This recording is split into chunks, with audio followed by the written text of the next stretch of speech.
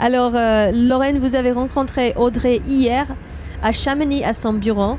Ça ressemblait quoi, un bureau de réflexe archaïque? Eh ben, en réalité, c'est un peu un bureau de pédiatre assez classique comme on pourrait s'y attendre. Une salle d'attente, une salle de médecin avec des jouets pour enfants, etc. Et qu'est-ce que vous avez discuté sur son métier de réflexe archaïque? C'est quoi? Oui, tout à fait. Déjà, on a commencé à poser la base de qu'est-ce que c'est qu'un réflexe archaïque, parce que ça ne parle pas forcément à tout le monde. Donc, comme j'expliquais tout à l'heure, c'est quelque chose dont tous les enfants ont et qui disparaît en général après 3 ans. Et sauf que certains enfants continuent à manifester ces réflexes et que des adultes peuvent les réveiller suite à des traumatismes par exemple. Et voilà, basiquement on a parlé de tout ce qui entourait ces réflexes archaïques et comment on peut les soigner. Bon, on va passer maintenant découvrir votre reportage sur les réflexes archaïques. Avez-vous déjà entendu parler des réflexes archaïques ? Vous ne connaissez peut-être pas ce terme, pourtant nous sommes tous concernés. Nous sommes allés à la rencontre de Audrey Marat, spécialiste du sujet. Alors un réflexe archaïque, c'est un réflexe qui pose les bases du système de motricité globale. Ces réflexes archaïques sont visibles in utero déjà, puisque certains émergent à l'intérieur, mais ils sont aussi visibles après la naissance jusqu'au, c'est pour certains, 2 ans de l'enfant. Et ce sont des réflexes qui doivent s'intégrer afin de laisser place à des réflexes dits posturaux, des réflexes de vie. Le concept peut paraître complexe, mais nous avons facilement des exemples que nous pouvons citer. Notamment votre coordination main-œil, la concentration, l'attention, la stabilité émotionnelle, les compétences spatiales, les problèmes d'équilibre, de coordination, de motricité, la capacité à rester assis sans bouger. Il y a plein de choses qui sont à l'origine liées aux réflexes archaïques. Des réflexes primitifs sont construits les réflexes posturaux. Audrey nous en dit plus. Donc les réflexes posturaux, eux, ils perdurent tout au long de la vie et ils prennent appui sur les réflexes primitifs. Le nourrisson, lui, quand il est né, il s'entraîne pour acquérir la maîtrise de ses gestes. Et en grandissant, il devient capable de garder l'équilibre, de rester droit. Et plus ces réflexes primitifs auront posé les fondements, donc de cette stabilité, plus les réactions posturales auront des ressources pour garder l'équilibre, la souplesse, et pour que le corps et le cerveau puissent répondre aussi aux changements dans l'environnement et aux stimulations sensorielles qu'il rencontrera tout au long de sa journée, de sa vie, de sa nuit. Les réflexes primitifs sont censés durer que jusqu'aux 3 ans de l'enfant. Certains disparaissent au bout de quelques mois, mais dans la réalité, des enfants peuvent continuer à les avoir. Et ce ne sont pas les seuls concernés. J'ai demandé à Audrey qui sont ses principaux clients. Ce sont principalement en ce moment les enfants qui viennent me voir dans un premier temps pour des problèmes d'apprentissage ou des problèmes aussi d'énurésie, de comportement, de concentration.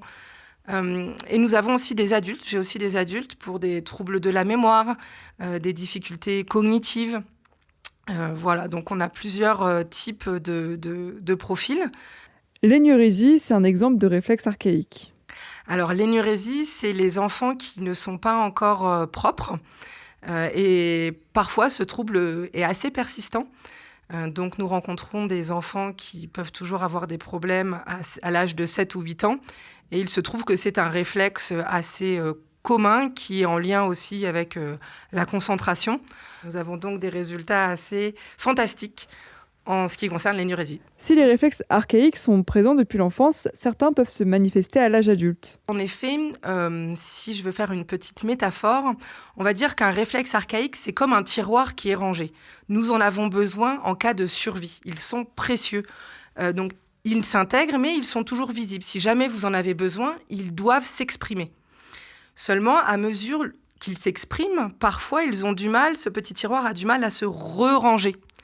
Et donc, vous pouvez avoir des chocs émotionnels, du stress, de l'anxiété. Vous pouvez être tombé, avoir fait une chute en vélo. Et au bout d'un moment, si c'est à répétition, les réflexes archaïques ne se réintègrent pas. Et donc, tout le monde aurait besoin en fait de travailler ces réflexes archaïques pour être sûr que ces réflexes posturaux soient bien ancrés pour avoir une bonne stabilité, que ce soit posturale ou bien émotionnelle. Pour créer ces synapses et connexions neuronales, il faut du mouvement. Il y a des mouvements que certains enfants, parce qu'ils ont eu un problème à un pied à la naissance, ou parce qu'ils ont eu un plâtre, ou pour diverses raisons, n'ont pas pu effectuer certains mouvements. Eh bien, il y a certaines connexions qui vont pouvoir peut-être être manquées, être défaillantes ou ne pas être le chemin principal que va prendre votre cerveau. Donc ici, au cabinet ou bien chez vous, ensuite, vous pouvez refaire certains mouvements que je vous donne en fonction des réflexes que je vois toujours actifs chez vous. Et grâce à ces mouvements, nous pouvons recréer des chemins et des synapses et myéliniser la gaine entre les neurones afin que le chemin devienne un automatisme pour vous et que la réponse au stimuli soit une réponse beaucoup plus réfléchie ou, on va dire, logique par rapport à la situation. C'est-à-dire, vous entendez une porte de voiture qui claque, vous n'avez plus le cœur qui bat à 200 à l'heure, en fait. Audrey Marat sera présente au Petit Salon du Bien-être qui aura lieu à la salle des fêtes de Servoz le 15 octobre. Vous pourrez assister à la conférence entre 15h et 16h sur le sujet animé par Laetitia Lepine. Inscription recommandée sur le site internet Le Petit Salon du Bien-être de Servoz. Le 11 et 12 novembre, elle propose également une formation Prêt pour l'école.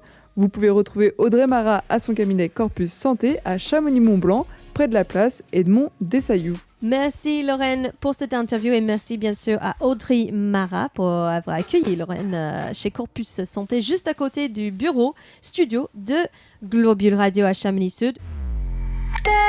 La radio sur les rails, un projet qui roule en partenariat avec la communauté de communes de la vallée de Chamonix, SNCF Voyageurs TER Auvergne-Rhône-Alpes et la région Auvergne-Rhône-Alpes.